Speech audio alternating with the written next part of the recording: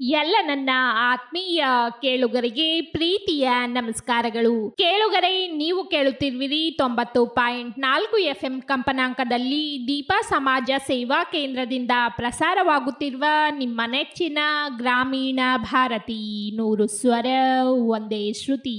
ಇದು ಗಂಗಾವತಿಯ ಸಮುದಾಯ ರೇಡಿಯೋ. ಕನ್ನಡ ರಾಜ್ಯೋತ್ಸವ ಹಾಗೂ ಗ್ರಾಮೀಣ ಭಾರತಿ 90.4 FM ರೇಡಿಯೋದ ಮೊದಲ ವಾರ್ಷಿಕೋತ್ಸವದ ಸಂಭ್ರಮದಲ್ಲಿ ಆಯೋಜಿಸಲಾಗಿರುವ ನಾ ಕಂಡಂತೆ ಕೊಪ್ಪಳ ಜಿಲ್ಲಾವಲೋಕನ ಸರಣಿ ರೇಡಿಯೋ ಕಾರ್ಯಕ್ರಮಕ್ಕೆ ತಮಗೆಲ್ಲರಿಗೂ ಆದರದ ಆತ್ಮೀಯ ಸ್ವಾಗತ. ಕೇಳುಗರೆ, ಇಂದಿನ 8ನೇ ಸಂಚಿಕೆಯಲ್ಲಿ ಜಿಲ್ಲೆಯಲ್ಲಿನ ಪುರಾಣಕರ್ತರ ಕುರಿತು ಮಾತನಾಡಲಿದ್ದಾರೆ ಬರಹಗಾರರು ಹಾಗೂ ಶಿಕ್ಷಕರಾದ ನಟರಾಜ್ ಸೋನಾರ್ ಅವರು. ಬನ್ನಿ ಅವರ ಮಾತುಗಳನ್ನು ಕೇಳೋಣ. ಆತ್ಮೀಯರಿಗೆಲ್ಲ ನಮಸ್ಕಾರ. ಕನ್ನಡ ನಾಡಿನ ಅನೇಕ ಪರಂಪರೆಗಳಲ್ಲಿ ತತ್ವಪದ ಪರಂಪರೆಯೂ ಕೂಡ ಒಂದು. ನಾಡಿನ ಉದ್ದಗಲಕ್ಕೂ ವ್ಯಾಪಿಸಿರುವ ಈ ಪರಂಪರೆಯ ಅಭಿವ್ಯಕ್ತಿಯಾದ ತತ್ವಪದಗಳು ಕನ್ನಡ ಸಾಹಿತ್ಯದಲ್ಲಿ ಅತ್ಯಂತ ವಿಸ್ತಾರವಾದಂತಹ ಒಂದು ಭಾಗವಾಗಿದೆ. ಈ ತತ್ವಪದಗಳು ಮಾನವನ ದೇಹವನ್ನ ಕೇಂದ್ರವನ್ನಾಗಿ ಮಾಡಿಕೊಂಡು ಆ ದೇಹದೊಳಗಿನ ಅರಿವಿನ ಮೂಲಭೂತ ತತ್ವಗಳನ್ನ ಹಾಗೂ ಆಧ್ಯಾತ್ಮಿಕ ವಿಚಾರಗಳನ್ನ ಸುಂದರವಾಗಿ ಸಾಂಕೇತಿಕ ನೆಲೆಯಲ್ಲಿ ರೂಪಿಸ್ತವೆ. ಇವುಗಳನ್ನೇ ತತ್ವಪದಕಾರರು ಅಂತ ಕರೀತಾರೆ. ಅಷ್ಟಲ್ಲದೆ ಕೂಡ ಕೊಪ್ಪಳ ಜಿಲ್ಲೆಯ ಅನೇಕ ಜನರಲ್ಲಿ ಪುರಾಣಕರ್ತೃಗಳು ಕೂಡ ಇದ್ದಾರೆ, ಪುರಾಣಿಕರು ಕೂಡ ಇದ್ದಾರೆ. ಇವರು ಕೂಡ ಕನ್ನಡ ನಾಡಿಗೆ ಬೇರೆ ಜಿಲ್ಲೆಯಲ್ಲಿ ದೊರೆಯದಂತಹ ಪುರಾಣಿಕರು ನಮ್ಮ ಕೊಪ್ಪಳ ಜಿಲ್ಲೆಯಲ್ಲಿ ದೊರೆತಿರುವುದು ಒಂದು ಸೌಭಾಗ್ಯ ಅಂತ ಭಾವಿಸ್ಕೋತೀವಿ. ಶ್ರೀ ಚಿದಾನಂದ ಅವಧೂತರಿಂದ ಈ ಕೊಪ್ಪಳ ಜಿಲ್ಲೆಯಲ್ಲಿ ತತ್ವಪದ ಸಾಹಿತ್ಯ ಪ್ರಾರಂಭವಾಗ್ತಾ ಇದೆ. ಕ್ರಿಸ್ತ ಶಕ 1700ರಿಂದ 1781ರಲ್ಲಿ ಇದ್ರು ಅಂತೇಳಿ ಈಗ ಕನಕಗಿರಿಯಲ್ಲಿ ಇವರು ಇದ್ರು ಅಂತೇಳಿ ಮಾಹಿತಿ ಸಿಗ್ತಾ ಇದೆ. ಚಿದಾನಂದ ಅವಧೂತರು 12 ವರ್ಷಗಳ ಕಾಲ ಸತತ ಯೋಗ ತಪಸ್ಸು ಮಾಡಿ ಸಮಾಧಿ ಯೋಗದ ಸಿದ್ಧಿಯನ್ನು ಪಡೆದು ಶ್ರೀ ಬಗಲಾಂಬಿಕೆಯನ್ನು ಪ್ರತ್ಯಕ್ಷ ಮಾಡಿಕೊಂಡರು ಎಂಬ ಪ್ರತೀತಿ ಇದೆ. ಶ್ರೀ ದೇವಿ ಪುರಾಣ, ಜ್ಞಾನ ಸಿಂಧು ಎಂಬ ಮಹತ್ವದ ಗ್ರಂಥಗಳನ್ನು ರಚಿಸಿದ್ದಾರೆ. ಚಿದಾನಂದ ಎಂಬ ಅಂಕಿತದಲ್ಲಿ ಅನೇಕ ತತ್ವಪದಗಳನ್ನ ಚಿದಾನಂದ ಅವಧೂತರು ರಚಿಸಿದ್ದು ಇತಿಹಾಸದಲ್ಲಿ ದಾಖಲಾಗ್ತಾ ಇದೆ. ಅಷ್ಟಲ್ಲದೆ ಕೂಡ 1779 ಮತ್ತು 1842 ಅವಧಿಯಲ್ಲಿ ಜೀವಿಸಿದ್ದ ತತ್ವಪದಕಾರರಾದ ಹಿರೂರು ವಿರುಪಣ್ಣ ತಾತನವರು ಇಲ್ಲಿದ್ದಾರೆ. ಅವರ ಕೈವಿಲ್ಯ ತತ್ವಪದಗಳು ಎಂಬ ಹೆಸರಿನ 48 ತತ್ವಪದಗಳು ಕೂಡ ಸಿಗುತ್ತವೆ. ಸಿದ್ದೇಶ, ರುದ್ರೇಶ ಅಂಕಿತದಲ್ಲಿ ಇವರ ತತ್ವಪದಗಳು ರಚನೆ ಮಾಡಿದ್ದಾರೆ. ಅದಾದ ನಂತರ ಇವರ ನಂತರದಲ್ಲಿ ತತ್ವಪದಕಾರಾಗಿ ಗುರುತಿಸಿಕೊಂಡಂತವರು ವಡಿಕೆಪ್ಪ ತಾತ. ವಡಿಕಿ ತಾತಪ್ಪಯ್ಯನು ಕನಕಗಿರಿ ತಾಲೂಕಿಗೆ ಸೇರಿದಂತಹ ವಡಕಿ ಗ್ರಾಮದವರಾಗಿದ್ದು ಇವರು 1890ರಿಂದ 1961 ಕಾಲಘಟ್ಟದಲ್ಲಿ ಬದುಕಿದ್ರು ಅಂತ ಮಾಹಿತಿ ಇದೆ. ವಡಿಕೆಪ್ಪ ತಾತನು ಪಂಚಾಳ ಸಮುದಾಯಕ್ಕೆ ಸೇರಿದವರಾಗಿದ್ದು ಅತ್ಯಂತ ಬಹು ಮಹತ್ವದ ತತ್ವಪದಕಾರರಾಗಿದ್ದಾರೆ. ಗಡಿ ವಡಿಕೀಶ ಭೀಮೇಶ ಎಂಬ ಅಂಕಿತದಲ್ಲಿ ತತ್ವಪದ ರಚನೆ ಮಾಡಿದ್ದಾರೆ. ಅಮೃತ ಶಿಖಾಮಣಿ ಎಂಬ ಕೃತಿಯಲ್ಲಿ 139 ತತ್ವಪದಗಳು ಕೂಡ ಇವರು ದೊರೀತವೆ. ಇಷ್ಟಲ್ಲದೆ ಕೂಡ ಈ ಜಿಲ್ಲೆಯ ಪ್ರಸಿದ್ಧ ಪುರಾಣ ಕವಿ ಎಂದು ಪ್ರಖ್ಯಾತಿ ಪಡೆದಂತ ಪಂಡಿತ ಅಮರನಾಥ್ ಶಾಸ್ತ್ರಿ ಅವರು 1897 1978 ಅವಧಿಯ ಕಾಲಾವಧಿಯಲ್ಲಿ ಜೀವಿಸಿದ್ರು. ಹಿರೇಮಠ ಮನೆತನದಲ್ಲಿ ಜನಿಸಿದ ಇವರು ಕುಕ್ನೂರು ತಾಲೂಕಿನ ಬನಿಕೊಪ್ಪ ಗ್ರಾಮದವರು ಅಂತೇಳಿ ನೀತಿ ಮಂಜರಿ ಎಂಬ ತತ್ವಪದಗಳ ಸಂಕಲನವನ್ನ ಇವರು ಬರೀತಾರೆ. ಶಮೀಪುರ ಎಂಬ ಅಂಕಿತದ ಮೂಲಕ ತತ್ವಪದಗಳನ್ನು ಕೂಡ ರಚಿಸಿದ್ದಾರೆ. ಅಷ್ಟಲ್ಲದೆ ಕೂಡ ಕೊಪ್ಪಳ ಜಿಲ್ಲೆಯಲ್ಲಿ ಅನೇಕ ಜನ ಪುರಾಣಿಕರು ನಮಗೆ ಸಿಗುತ್ತಾರೆ. ಅದರಲ್ಲಿ ವಿಶೇಷವಾಗಿ ಕ್ರಿಸ್ತ ಶಕ 1007ರಲ್ಲಿ ಧೂಪದ ರಾಜೇಶ ಕಲ್ಲೂರಿನವನು. ಈತನ ಮೊಲ್ಲೆ ಬೊಮ್ಮೆಯಗಳ ಸಾಂಗತ್ಯ ಪುರಾಣದ ಲಕ್ಷಣಗಳನ್ನ ಒಳಗೊಂಡಿದೆ. ಅಂದ್ರೆ ಇವರು ಮೊಲ್ಲೆ ಬೊಮ್ಮೆಗಳ ಸಾಂಗತ್ಯ ಅಂತೇಳಿ ಒಂದು ಸಾಹಿತ್ಯವನ್ನು ಬರೀತಾರೆ. ಇದು ಪುರಾಣ ಲಕ್ಷಣಗಳನ್ನು ಒಳಗೊಂಡಿದೆ ಅಂತೇಳಿ ಇದು ಈ ಜಿಲ್ಲೆಯ ಮೊದಲ ಒಂದು ಪುರಾಣ ಗ್ರಂಥ ಅಂತ ಅನ್ಕೋಬಹುದು. ತದನಂತರದಲ್ಲಿ ದ್ಯಾಂಪುರದ ಚಂದಕವಿಗಳು ಬರ್ತಾರೆ. 1874 1946. ಇವರು ತಾಯಿ ನೀಲಮ್ಮ, ಇವರ ತಂದೆ ಬಸವಯ್ಯ. ಬಾಲ್ಯದಲ್ಲಿ ತಾಯಿ ತಂದೆ ತೀರ್ಕೊಳ್ತಾರೆ. ಅನಾಥರಾಗಿದ್ದ ಇವರಿಗೆ ಸೋದರ ಮಾವ ಕಲ್ಯಾಣಶಾಸ್ತ್ರರು ಆಶ್ರಯ ನೀಡ್ತಾರೆ. ಅವರಿಗೆ ವಿದ್ಯಾಗುರುಗಳು ಆಗ್ತಾರೆ. 1900ರಲ್ಲಿ ಕಲ್ಲಿನಾಥ ಶತಕಂ ಬರೀತಾರೆ. 1913ರಿಂದ ಗೌಂಟಿ ಶಾಲಾ ಮಾಸ್ತರಿಕೆ ಮಾಡ್ತಾ ದ್ಯಾಂಪುರ ಸಗನಾಳದಲ್ಲಿ ಶಿಕ್ಷಕ ವೃತ್ತಿಯನ್ನು ಮಾಡಿ ಅನೇಕ ಪುರಾಣ ಪ್ರವಚನ ಕೀರ್ತನೆಗಳನ್ನ ಮಾಡ್ತಾರೆ. ಹಾಲಕೆರೆ ಅನ್ನದಾನೇಶ್ವರ ಪುರಾಣ, ಹೇಮರೆಡ್ಡಿ ಮಲ್ಲಮ್ಮನ ಪುರಾಣ, ಇಲಕಲ್ಲಿನ ಮಹಾಂತೇಶ್ವರ ಪುರಾಣ, ಹಾನಗಲ್ಲ ಗುರುಕುಮಾರೇಶ್ವರ ಪುರಾಣ, ಹೀಗೆ 8 ಪುರಾಣಗಳನ್ನ, ಡೊಳ್ಳಿನ ಹಾಡು, ಮಂಗಳಾರತಿ, ಭಜನಾ ಪದ, ಪದ್ಯಗಳನ್ನ, ವಿಚಾರಪೂರ್ಣ ಗದ್ಯ ಲೇಖನಗಳನ್ನ ಕೂಡ ಪ್ರಕಟಿಸಿದ್ದಾರೆ. 1942ರಲ್ಲಿ ಧಾರವಾಡದ ಮುರುಘಾಮಠ ಕವಿರತ್ನ ಅಂತ ಬಿರುದು ನೀಡಿ ಇವರನ್ನ ಗೌರವಿಸ್ತಾ ಇದೆ. 1940ರಲ್ಲಿ ಧಾರವಾಡದಲ್ಲಿ 20ನೇ ಕನ್ನಡ ಸಾಹಿತ್ಯ ಸಮ್ಮೇಳನ ನಡೆದಂತಹ ಸಂದರ್ಭದಲ್ಲಿ ವ್ಯಾಕರಣ ತೀರ್ಥ ಹೊಳಲು ಚಂದ್ರಶೇಖರ ಶಾಸ್ತ್ರಿಗಳವರ ಅಧ್ಯಕ್ಷತೆಯಲ್ಲಿ ಜರುಗ್ತಾ ಇದೆ. ಮೈಸೂರು ವಿಶ್ವವಿದ್ಯಾಲಯದ ಪ್ರತಿನಿಧಿಯಾಗಿ ಕುವೆಂಪು ಅವರು ಆ ಸಮ್ಮೇಳನಕ್ಕೆ ಬರ್ತಾರೆ. ಮುರುಘಾ ಮಠದಿಂದ ಮೃತ್ಯುಂಜಯಪ್ಪಗಳು ಕೂಡ ಕುವೆಂಪು ಅವರನ್ನ ಶ್ರೀಮಠಕ್ಕೆ ಆಹ್ವಾನಿಸ್ತಾರೆ. ಆ ಸಂದರ್ಭದಲ್ಲಿ ಕವಿರತ್ನ ದ್ಯಾಂಪುರ ಚನ್ನ ಕವಿಗಳು ತಮ್ಮ ಸಮಗ್ರ ಪುರಾಣಗಳನ್ನ ಕುವೆಂಪುರವರಿಗೆ ನೀಡ್ತಾರೆ. ಪುರಾಣಗಳನ್ನು ಅವಲೋಕಿಸಿದ ಕುವೆಂಪು ಅವರು ತಮ್ಮ ಮೆಚ್ಚುಗೆಯನ್ನು ವ್ಯಕ್ತಪಡಿಸಿದ ಸಂದರ್ಭವನ್ನ ಕವಿ ಈಶ್ವರ ಸಣಕಲ್ಲರು ತಮ್ಮದೊಂದು ಲೇಖನದಲ್ಲಿ ದಾಖಲಿಸಿದ್ದಾರೆ. ತದನಂತರದಲ್ಲಿ ಬರ್ತಾ ಇರೋರು ಪಂಡಿತ ಕಲಿನಾಥ ಶಾಸ್ತ್ರಿ ದ್ಯಾಂಪುರ ಅವರು. 1893 1968ರಲ್ಲಿ ಇವರ ಜೀವಿತ ಕಾಲಾವಧಿ. ದೊಡ್ಡ ಹಂಪಮ್ಮ ಹಾಗೂ ಸಿದ್ದಯ್ಯನವರ ಮಗ ಕಲಿನಾಥ ಶಾಸ್ತ್ರಿಗಳು ಇವರ ಚಿಕ್ಕಪ್ಪ ದ್ಯಾಂಪುರದ ಚನ್ನ ಕವಿಗಳಲ್ಲಿ ವಿದ್ಯಾಭ್ಯಾಸ ಮಾಡ್ತಾರೆ. ಕನ್ನಡ, ಮರಾಠಿ, ಸಂಸ್ಕೃತ ಹಾಗೂ ಉರ್ದು ಹೀಗೆ 4 ಭಾಷೆಗಳಲ್ಲಿ ಪಂಡಿತರಾಗ್ತಾರೆ. ಆರಂಭ ಕಾಲದ ನಾಟಕಕಾರರು. ಮಹಾಸತಿ ಅನಸೂಯೆ, ಪ್ರಪಂಚ ಪರೀಕ್ಷೆ, ವೈರಾಗ್ಯ ವಿಜಯ, ಅನ್ನದಾನ ಮಹತ್ವ, ಸತ್ಯ ಸಾವಿತ್ರಿ, ರುಕ್ಮಾಂಗದ, ಸತ್ಯ ಹರಿಶ್ಚಂದ್ರ ಮೊದಲಾದ ನಾಟಕಗಳನ್ನು ಕೂಡ ನೀಡಿದ್ದಾರೆ. ಕಲಬುರಗಿ ಶರಣಬಸವೇಶ್ವರ ಪುರಾಣ, ಚಿಲವಂತರ ಹಿರೇಮಠದ ಶ್ರೀ ಚನ್ನಬಸವೇಶ್ವರ ಪುರಾಣ, ಇಟಗಿ ಭೀಮಾಂಬಿಕಾ ಪುರಾಣ, ಹೊಸರೀತಿಯ ಗುದ್ನೇಶ್ವರ ಪುರಾಣ, 63 ಪುರಾತನರ ಪುರಾಣ, ಬಸವಣ್ಣನವರ 52 ಗುಣ ಮುಂತಾದ ಕೃತಿಗಳನ್ನು ರಚಿಸಿದ್ದಾರೆ. ಶಾಸ್ತ್ರಿಗಳು ಅಸಂಖ್ಯ ಪದ, ಭಜನಾ ಪದ್ಯ, ಹಂತಿಪದ, ಜೋಗುಳು ಪದ, ಒಗಟುಗಳು, ಮಂಗಳಾರತಿ, ಸ್ತೋತ್ರ, ಅಷ್ಟಕ ಹಾಗೂ ಡೊಳ್ಳಿನ ಪದ್ಯಗಳನ್ನು ಇವರು ಬರೆದಿದ್ದಾರೆ. ಯಲಬುರ್ಗಿ ಸಮೀಪದ ಸಂಗ್ನಾಳದಲ್ಲಿ 16ನೇ ವಯಸ್ಸಿಗೆ ಗೌಂಟಿ ಶಾಲಾ ಶಿಕ್ಷಕರಾಗಿ ನಾಗನಾಥ ದೇವಾಲಯದಲ್ಲಿ ಸೇವೆ ಮಾಡ್ತಾರೆ. ಪಂಡಿತ ನಾಗಭೂಷಣ ಶಾಸ್ತ್ರಿಗಳವರು ಇವರ ವಿದ್ಯಾರ್ಥಿಯಾಗಿದ್ದರು. ಪಂಡಿತ ಕಲಿನಾಥ ಶಾಸ್ತ್ರಿಗಳು ಪುರಾಣ ಕರ್ತೃಗಳಷ್ಟೇ ಅಲ್ಲ, ಪುರಾಣ, ಕೀರ್ತನ, ಪ್ರವಚನಕಾರರಾಗಿ ಹೆಸರುವಾಸಿಯಾಗಿದ್ದಾರೆ. 1968ರಲ್ಲಿ ಇವರು ನಿಧನರಾದಾಗ ಅನೇಕರು ಹೀಗೆ ಬರೀತಾರೆ: ಕನ್ನಡ ನಾಡಿಗೆ ಗ್ರಹಣ ಹಿಡಿದಿದ್ದ ಆ ಕಾಲದಲ್ಲಿ, ಅಜ್ಞಾನಂಧಕಾರ ಆವರಿಸಿದ್ದ ಆ ಭಾಗದಲ್ಲಿ ಕಲ್ಲಿನಾಥ ಶಾಸ್ತ್ರಿಗಳವರು ಕನ್ನಡದ ಪುನರುಜ್ಜೀವನಕ್ಕಾಗಿ ಮಾಡಿದ ಮಹತ್ ಕಾರ್ಯವನ್ನು ಕನ್ನಡಿಗರೆಲ್ಲರೂ ಕೃತಜ್ಞತೆಯಿಂದ ಸ್ಮರಿಸಲೇಬೇಕು ಎನ್ನುವ ಮಾತನ್ನ ಹೇಳ್ತಾರೆ. ಸಿದ್ದಯ್ಯ ಪುರಾಣಿಕರು, ಅನ್ನದಾನಯ್ಯ ಪುರಾಣಿಕರು ಹಾಗೂ ಬಸವರಾಜ ಪುರಾಣಿಕರು ಇವರು ಮಕ್ಕಳಾಗಿದ್ದು ಎಲ್ಲರನ್ನೂ ಓದಿಸಿ ಕೀರ್ತಿವಂತರನ್ನಾಗಿಸಿದ್ದಾರೆ. ಅಲಿಗಢದ ಆಯುರ್ವೇದ ಪರೀಕ್ಷೆಗೆ ಕೂತು ವೈದ್ಯ ಭೂಷಣರಾಗಿ ಆಯುರ್ವೇದ ಪದ್ಧತಿ ಚಿಕಿತ್ಸೆ ನೀಡುತ್ತಿದ್ದರು.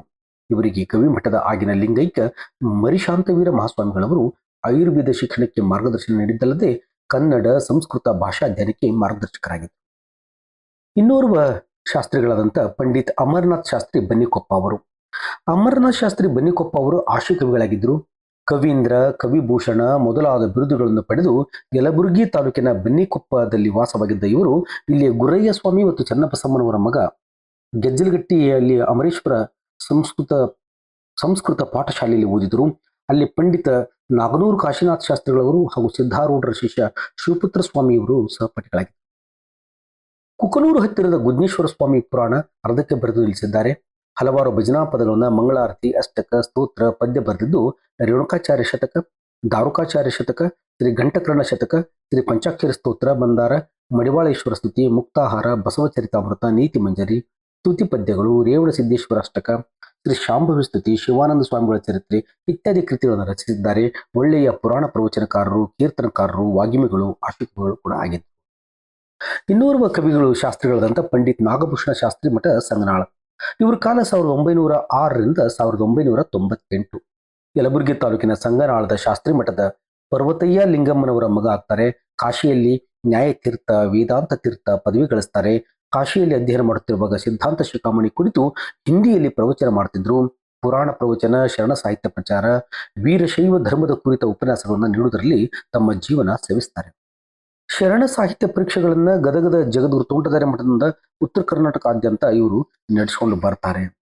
ಅಷ್ಟಲ್ಲದೆ ಕೂಡ ಇವರು ಮುಂದುವರೆದು ನಾಯ್ಕಲ್ ಹಿರೇಮಠದ ಶ್ರೀ ಬ್ರಹ್ಮಶ್ರೀ ವೇದಮೂರ್ತಿ ಪಂಡಿತ್ ಸಿದ್ಧಲಿಂಗಾಚಾರ್ಯ ಪಟ್ಟದ ಸ್ವಾಮಿಗಳವರು. ಇವರು ಕಿನ್ನಾಳದಲ್ಲಿ ವಾಸವಾಗಿರ್ತಾರೆ. ಶ್ರೀ ಬಣಕಲ್ಲ ಲಿಂಗೇಶ್ವರ ಪುರಾಣ ಬರೀತಾರೆ. 1943ರಲ್ಲಿ ವಾರ್ಧಕ ಶತಪಥಿಯಲ್ಲಿ ಬರೆದು ಪ್ರಕಟಿಸುತ್ತಾರೆ. ಇದಲ್ಲದೆ ಸದ್ಗುರು, ಸದಾಚಾರ, ಬೋಧಪ್ರಭ, ಅಂಗಶೋಧನ, ಸತಿ ಹಿತೋಪದೇಶ, ಜ್ಯೋತಿಷ್ಗೆ ಸಂಬಂಧಿಸಿದ ಪ್ರಶ್ನಮಾಲಾ ಕೃತಿಗಳನ್ನು ಪ್ರಕಟಿಸಿದ್ದಾರೆ. ಇವರ ಸಹೋದರ ನಾಯ್ಕಲ್ ಹಿರೇಮಠದ ಶಿವಲಿಂಗಪ್ಪಯ್ಯ ಶಾಸ್ತ್ರಿಗಳು ಗೊಂಡಬಾಳದಲ್ಲಿದ್ದು ಗೌಂಟಿ ಶಾಲಾ ಶಿಕ್ಷಕರಾಗಿ ಪುರಾಣ ಪ್ರವಚನಕಾರರಾಗಿ ಶ್ರೀ ಬೆಣಕಲ್ಲ ಲಿಂಗೇಶ್ವರ ಪುರಾಣ ಭಾಮಿನಿ ಶತಪಥಿಯಲ್ಲಿ ಬರೆದಿದ್ದಾರೆ. ಇಬ್ಬರೆಂಡಿರ ಗಂಡ, ಮನವೇ ಮಹಾಮಂದಿರ, ಮಾರ್ಗ ತೋರಿದ ಮಡದಿ, ಇವಳೆಂಥ ಸತಿ, ಆಶಾಭೂತ, ಮಹಾತ್ಮ ಸಿದ್ಧಾರೂಢರು, ಶ್ರೀ ಗವಿಸಿದ್ದೇಶ್ವರ, ಸಾಧ್ವಿ, ಶಾಪ, ಆದರ್ಶ ವಿದ್ಯಾರ್ಥಿ, ಮೂಕ ದಂಪತಿ, ಭೂಲೋಕದಲ್ಲಿ ಯಮ ಹೀಗೆ ಸಾಮಾಜಿಕ ಪೌರಾಣಿಕ ನಾಟಕಗಳನ್ನು ಬರೆದು ಗದಗದ ಪ್ರಕಾಶಕರು ಕೆಲವು ನಾಟಕಗಳನ್ನು ಹೊರತಂದಿದ್ದಾರೆ. ಕುಷ್ಟಗಿ ಹಿರೇಮಠದ ಬಸವಲಿಂಗ ಸ್ವಾಮಿಗಳವರು ಹೊಸಗನ್ನಡ ಕವಿತೆ ಏಕಾಂಗ ನಾಟಕ ಬರೆದಿದ್ದು ಮುಕ್ಕುಂದಿ ಕರಿವೀರ ತಾತನನ್ನು ಕುರಿತು ಭಾಮಿನಿ ಶತಕದಲ್ಲಿ ಪುರಾಣ ರಚಿಸಿ 1958ರಲ್ಲಿ ತಾವೇ ಪ್ರಕಾಶನಗೊಳಿಸಿದ್ದಾರೆ.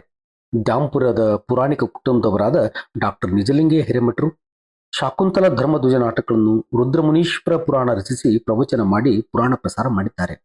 ಈ ಪುರಾಣ 1994ರಲ್ಲಿ ಬುದ್ಧೇಶ್ವರ ಮಠದಿಂದ ಅದು ಪ್ರಕಟಗೊಂಡಿದೆ. ಅದೇ ರೀತಿಯಾಗಿ ನಾಭಾಶಾಸ್ತ್ರಿಗಳಾಗಿರ್ಬೋದು, ಡಾಕ್ಟರ್ ಪಿ ಬಿ ದೇಸಾಯಿ ಅವರಾಗಿರ್ಬೋದು, ಶ್ರೀ ಗುರು ವಿದ್ಯಾಸಾಗರರು 1940ರಲ್ಲಿ ಲಿಂಗೈಕ್ಯರಾಗ್ತಾರೆ. ಯಲಬುರ್ಗಿ ಹಿರೇಮಠದಲ್ಲಿದ್ದರು. ಕನ್ನಡ, ಸಂಸ್ಕೃತ, ಇಂಗ್ಲಿಷ್, ಉರ್ದು, ಪರ್ಷಿಯನ್, ಅರಬ್ಬಿ, ಗುಜರಾತಿ, ಬಂಗಾಲಿ, ತಮಿಳು ಹಾಗೂ ತೆಲುಗು ಭಾಷೆಗಳಲ್ಲಿ ಪ್ರಾವೀಣ್ಯತೆ ಪಡೆದಿದ್ದರು. ಸಂಸ್ಕೃತ ಪಾಂಡಿತ್ಯಕ್ಕಾಗಿ ವಿದ್ಯಾಸಾಗರ ಎಂಬ ಬಿರುದು ನೀಡಲಾಗಿತ್ತು.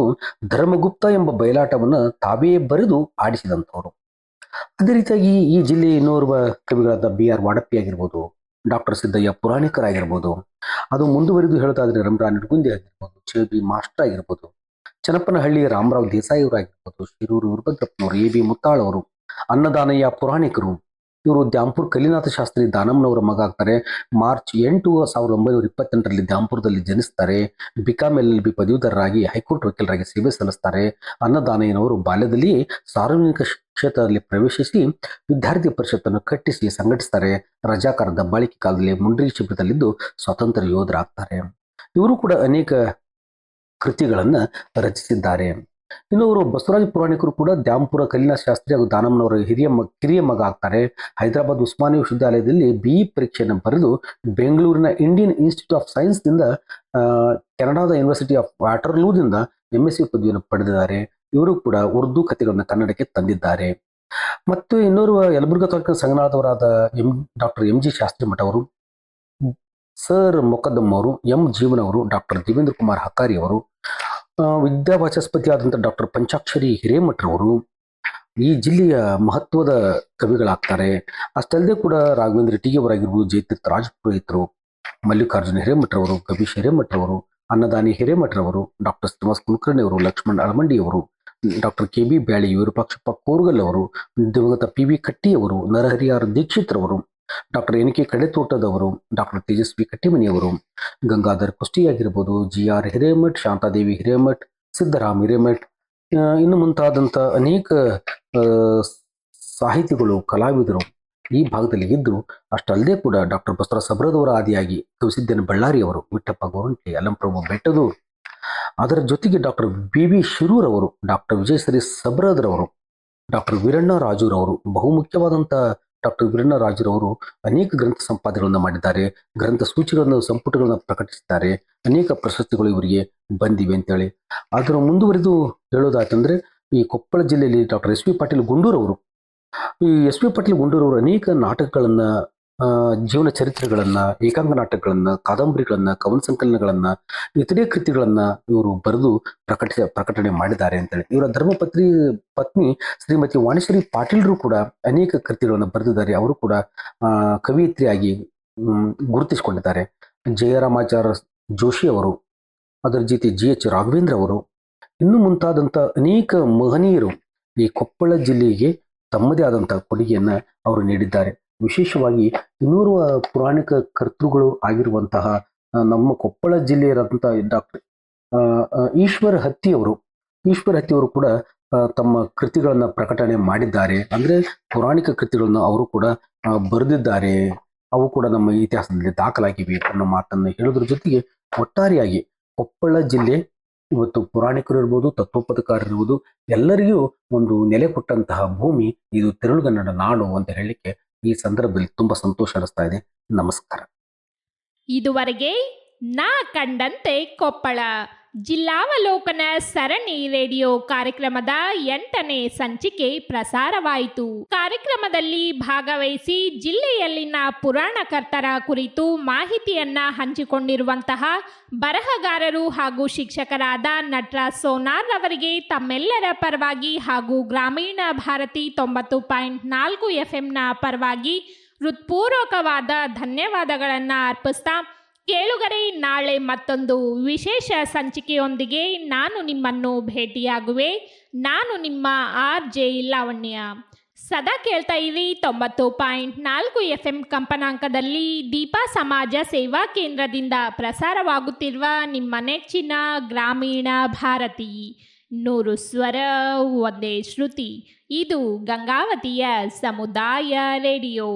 ಕೇಳುಗರೆ, ನಾ ಕಂಡಂತೆ ಕೊಪ್ಪಳ ವಿಶೇಷ ರೇಡಿಯೋ ಸರಣಿ ಕಾರ್ಯಕ್ರಮದ ಎಲ್ಲ ಸಂಚಿಕೆಗಳನ್ನು ತಾವುಗಳು ಯೂಟ್ಯೂಬ್ ಚಾನಲಲ್ಲೂ ಸಹ ಕೇಳಬಹುದಾಗಿದೆ. ಹಾಗಾದರೆ ತಪ್ಪದೆ ಗ್ರಾಮೀಣ ಭಾರತಿ ಯೂಟ್ಯೂಬ್ ಚಾನಲ್ಗೆ ಸಬ್ಸ್ಕ್ರೈಬ್ ಆಗಿ, ಲೈಕ್ ಮಾಡಿ, ಕಮೆಂಟ್ ಮಾಡಿ, ಮತ್ತಷ್ಟು ಕೊಪ್ಪಳದ ಮನಸ್ಸುಗಳಿಗೆ ಶೇರ್ ಮಾಡಿ. ಇದು ನನ್ನೂರು, ಎಲ್ಲರೂ ನನ್ನೋರು. ನಮಸ್ಕಾರ.